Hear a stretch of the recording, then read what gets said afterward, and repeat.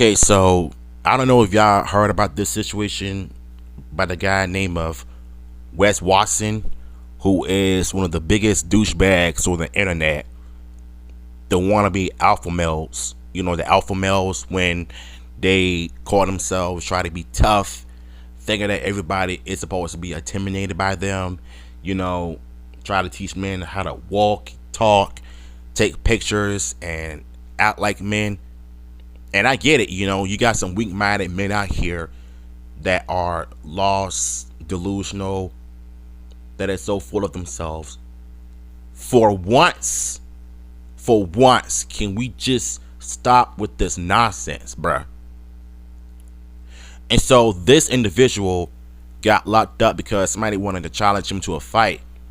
And when you try to challenge a wannabe alpha male, they usually just succeed in, winning the fight, but we all know that they don't fight in real life. Because what you see on the internet is not really true. They think that they're trying to teach the next generation of young men about life, but what they're doing is just putting them down and making them feel less of a man. You know what I'm saying? And this ain't surprising to me one bit. Let's get to the article. Fitness entrepreneur Wes Watson was arrested on aggravated assault and battery charges on Thursday afternoon. Many eyewitnesses reportedly saw Weston being put into the back of the car in Miami. Miami, stemming from a fight that broke out at Elevation Fitness Miami in January. John Bravo Films reported that Watson was still in custody as of Thursday night, and there is no information on bail. Shortly after the assault, it was unclear if Miami police have footage of the incident, as it was being framed as a self-defense by Watson. As more details continue to be released, it showed a full-on one attack by Watson and others on one man.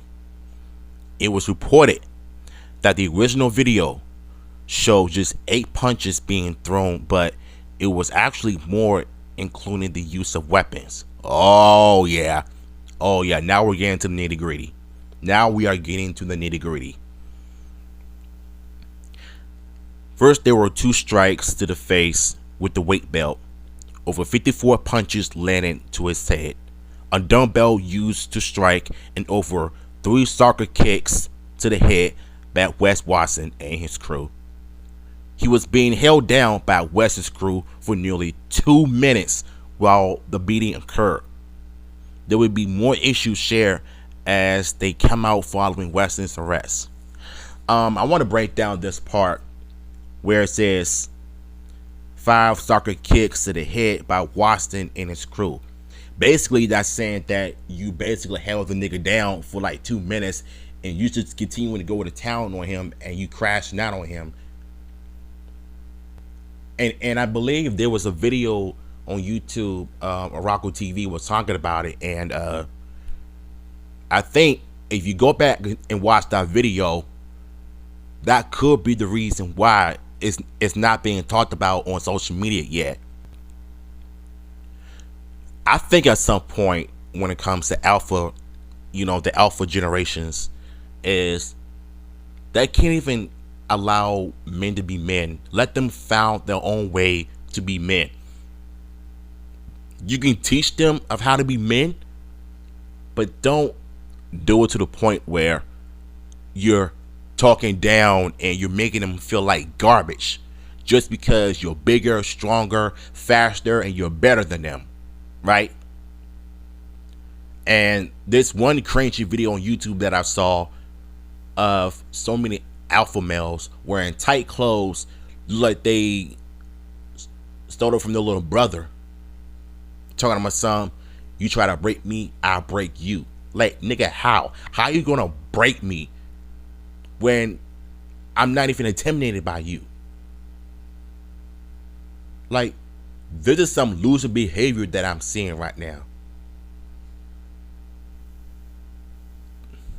Yep, this is exactly the video I'm talking about. And I knew it all along. I knew it all along.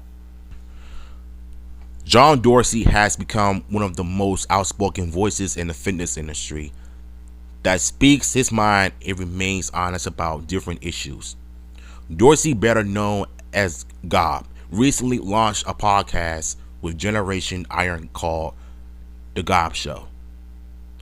Hosted by John Dorsey, better known as The Gob, alongside Generation Iron's Vlad Vuden, I don't know how you pronounce it, and Edwin Mejia Jr. The podcast will deep dive into the fight for transparency in fitness, calling out manipulation, dishonesty, and photo editing tactics used by influencers and industry figures. During a recent episode of the podcast, Goob touched on Wes Washington fight scandal and decided to avoid comment on the issue. Interestingly, Gob admitted that he had never paid much attention to Washington's content, mainly encouraging him through reactions. He also noted that Washington had seemingly blocked him on Instagram, likely to avoid potential scrutiny, because he didn't want that smoke. That's what it is. As for the overall reaction to the fight, Gob pointed out the absurdity of a situation where a group of 40-year-old men engaged in a physical fight over online beef. Now, this is, I believe, what Goob had to say. If I told you the story and then you asked the ages of everybody involved and I told you they were like 40, you be like, oh, what the F? You be like, this has to be 16-year-olds. Like, you were reading some S on Reddit, like, you're like, this has to be like children. I mean, when I saw the video on Araco TV's channel, they look like bullies. They don't look like, positive gym bros. They look like some actual dickheads who want to just go around and harass people. First is that streamers bringing in tripods and their video camera, phones, recording themselves working out when they were told that filming is not allowed in the gym. There's rules. And then they get mad when the employees try to correct them on something. Like, you can't make this up. He has made a name for himself by fearlessly uncovering authentic practices in fitness, from misleading transformations to outright scams, as I mentioned before. As a former competitive bodybuilder and the head coach of Gob U, he has guided countless athletes with evidence-based training and nutrient plans, while using his growing platform to advocate for truth in fitness. His efforts have even led to major industry reform among influencers. And you got to give it up to him, though, because, like I say, even though I don't know about him, at least he's doing something for the community and try to teach people the true meaning of fitness, rather they, rather they going online, try to scam people of the worst supplements, steroids and pills and nasty protein drinks that nobody wants to mess with.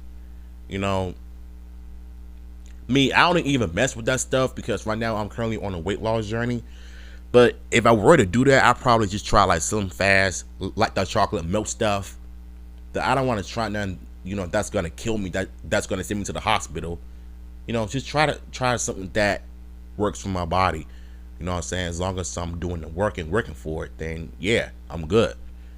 But as far as like what he's doing right now is try to warn people, try to teach them about the true definition and understanding about the fitness industry.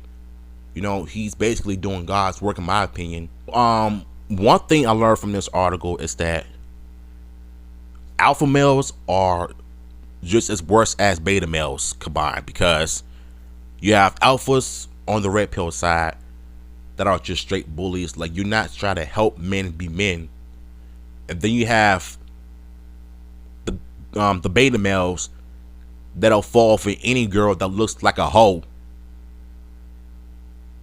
So that's basically my truth of this whole thing. So yeah, if y'all want the article, it'll be down below. I just want to give you my thoughts on this whole situation, because this is some crazy mess that I'm doing articles like this. So yeah, on a Sunday, what are your thoughts on this? Let me know in the comments down below.